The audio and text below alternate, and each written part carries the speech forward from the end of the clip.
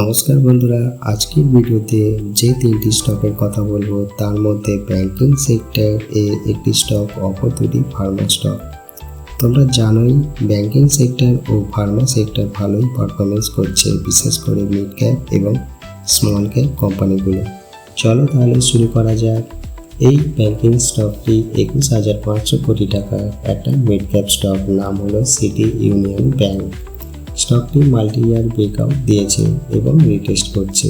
দ্বিতীয়টি হলো অরো ফার্মা, 93,000 কোটি টাকার স্টকটি এক বছরের কাপ প্যাটার্ন তৈরি করেছে। তৃতীয়টি হলো মেদান্তা, এটি একটি হসপিটাল ও হেলথ কেয়ার স্টক, যেটি 38,000 কোটি টাকার স্টকটি ব্রেকআউট এরিয়ায় আছে। এই তিনটি স্টকের মধ্যে তোমরা কোনটি তোমাদের ওয়াচ লিস্টে রাখবে আমাকে জানাবে। ভিডিওটি ভালো থাকলে লাইক করো, চ্যানেলটাকে সাবস্ক্রাইব করো। Thank you. জয় হিন্দ, জয় ভারত।